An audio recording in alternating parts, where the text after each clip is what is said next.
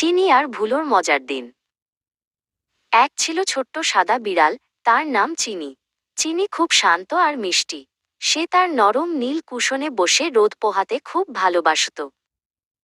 সেই বাড়িতেই থাকত একটি বাদামি কুকুর, যার নাম ভুলো। ভুলো খুব চঞ্চল।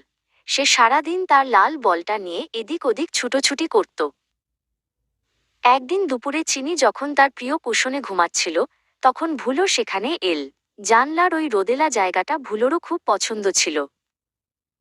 ভুলো ভাবল, চিনিকে একটু ভয় দেখালে কেমন হয়। সে হঠাৎ করে জোরে ডেকে উঠল, ঘেউ। চিনির তো ভীষণ রাগ হল। সে তার পিঠ উঁচিয়ে ফোঁস করে উঠল। সে মোটেও তার ঘুমের জায়গাটা ছাড়তে চাইল না। শুরু হয়ে গেল চিনি আর ভুলোর দৌড়াদৌড়ি। ভুলো আগে আগে আর চিনি তার পেছনে। তারা সারা ঘর জুড়ে ছুটতে লাগল। দৌড়াতে দৌড়াতে তারা মেঝের উপর রাখা জলের পাত্রটা উল্টে দিল। চারদিকে জল ছিটে গেল। দুজনেই থমকে দাঁড়িয়ে পড়ল। চিনি আর ভুলো দুজনেই হাঁপিয়ে গেল।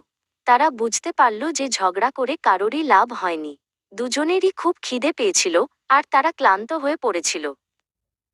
চিনি ধীরে ধীরে ভুলোর কাছে এগিয়ে এল। সে তার থাবা দিয়ে ভুলোর ভেজা গা একটু মুছে দিল। ভুলো চিনির দিকে তাকিয়ে লেজ নাড়ল। এখন চিনি আর ভুলো খুব ভালো বন্ধু। তারা সেই বড় নীল কুশনটা ভাগ করে নেয়। চিনি একপাশে ঘুমায়, আর ভুলো তার লাল বলটা নিয়ে অন্য পাশে শুয়ে থাকে।